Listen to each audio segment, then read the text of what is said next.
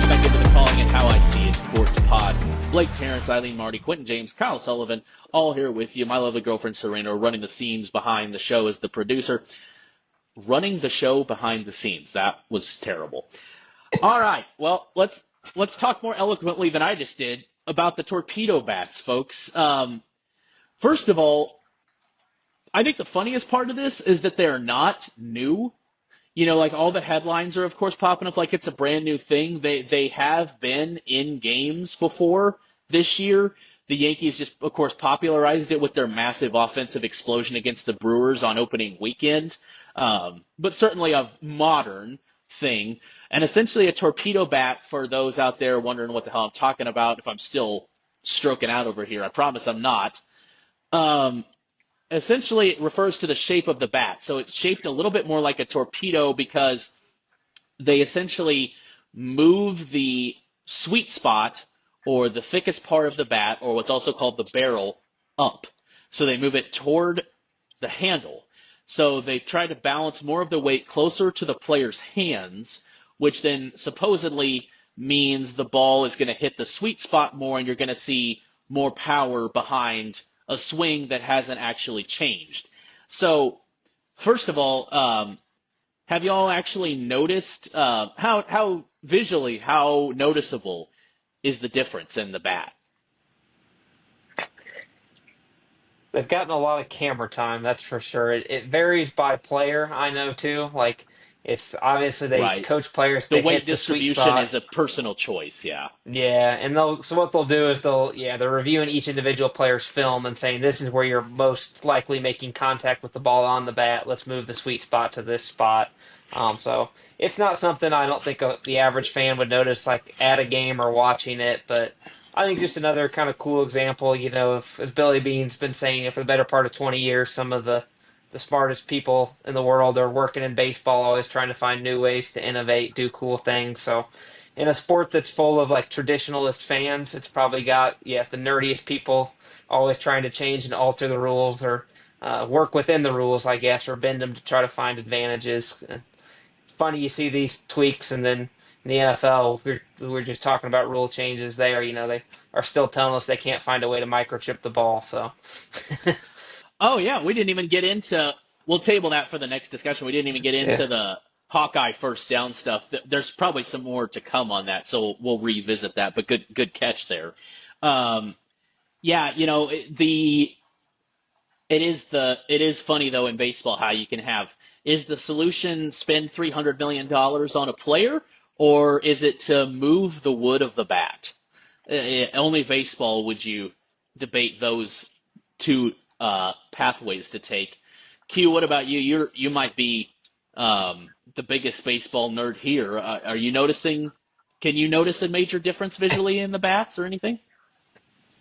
Well, I don't know if I would take that crown away from you, Blake, Really? as far as biggest baseball fan, but you know, it is interesting to me in a sport that's been around as long as baseball that this has never really been tried. I'm reading right now, it looks like Giancarlo Stanton was the first player to use one of these bats in the postseason last year.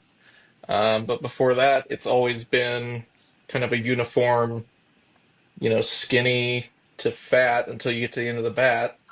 And the shape of bat hasn't really changed in 150 years.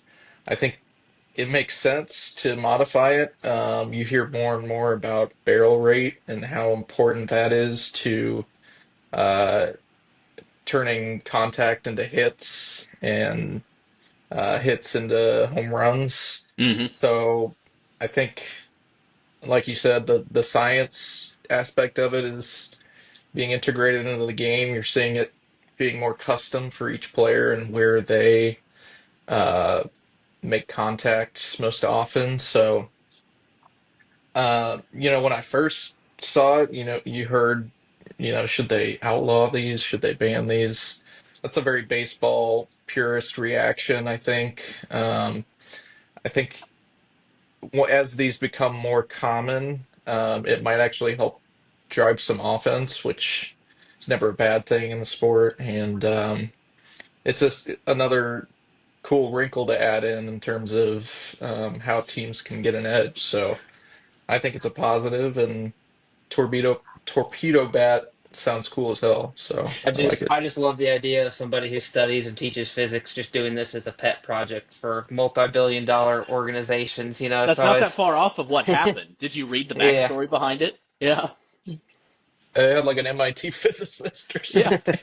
And he worked for the Yankees and now he works for the Marlins, so he is a baseball coach, but his background, he wasn't your old fashioned dip spitting, manager from the 70s.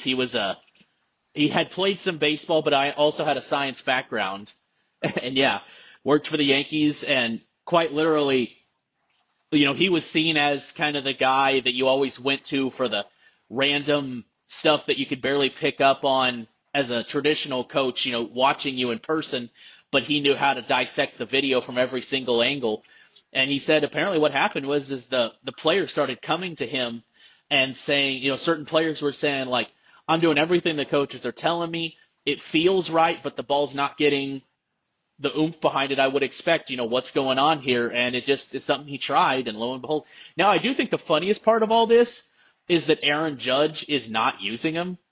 So, like everybody is like, oh boy, here goes Aaron Judge again. Now he's got a special bat. Well, he's not even using the special bat.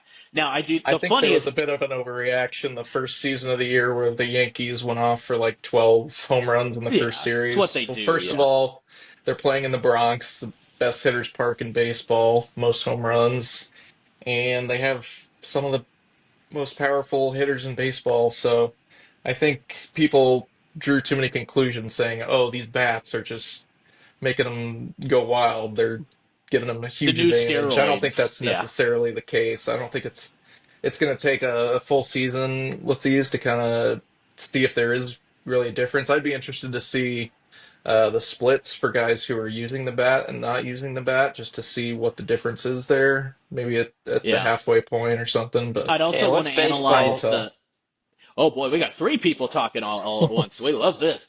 But I do think it's interesting, real quick though, you talked about like analyzing the splits of using them versus not using them. I'd also be interested in just diving more deeply into the stats of the guys who do use them and what else does it affect, right? Like, if since the weight is closer to your hands, theoretically, again, it's relative, right? It's not actually changing the bat necessarily, but everybody who's used it says it does feel slightly heavier, which they like because it feels like it puts more power in their hands, because it moves it closer to where the load of the swing transfers without trying to get too nerdy here. But, because the bat's heavier over a long season, does it also make you swing and miss more? Are you behind more pitches? Maybe you're squaring up the bad breaking balls even better, but how do you catch up to a 100-mile-an-hour heater at the top of the zone? So, yeah, I'd be interested in diving into the analytics there. I got something else I wanted to bring up there, but Kyle, go ahead. I know you had something. Oh, nothing profound. I was just gonna say, what's baseball if you can't overreact to the first four to Oh, five yeah. games of a season? So that's what you got to do. They're more important than the rest of the season. Those first 4 to 5. I do think it's notable too, though, that like we should cap this, I guess. Like, this is only going to make marginal improvements, right? Like, I think it's telling that Aaron Judge chose not to do it. Now, he had a funny quote, in his Aaron Judge. Of course, he said it with way more humility than I'm saying. I make it sound like he was, smirking and talking through his teeth. He's, almost awkward in the way he does it. But his quote was, it's like I look at the past couple seasons and I just don't know if I should make a significant change. So, It ain't broke, don't fix it. There's Fair yeah, there's the enough. yeah. baseball traditionalist there for you. That sounds like something Bobby would say as well. But when I say it, it's got the tongue in cheek, smirky attitude. They say it like, well, I don't know if I want to change something that's already kind of working for me. But the point I'm really making is that it's capped, right? Like, it's not going to turn. It's not going to be what saves NJ Melendez's career, right? It's not going to turn a slap hitter into a power hitter. It's all just it's all just using physics to your advantage, which, you know, to Aaron Judge's point, when you're 6'7", 270 pounds, I'm sure a normal bat works just fine. So, don't expect, even if you're all excited about this, this isn't, I don't think, revolutionary. It's just another example of analytics making the game better. Lo and behold, more information, knowledge is power. Push record. Okay, 3, 2, 1. Hey folks, Blake Terrence here. Thanks for tuning into this episode of the Calling It How I See It Sports Pod. Please make sure to like and comment on this video, subscribe to the channel, share it far and wide on all your social medias to help us grow our audience. And of course, make sure to turn those notifications on so you find out right away when we drop more content in the future. Appreciate you, man, and stay tuned to the Calling It How I See It Sports Pod.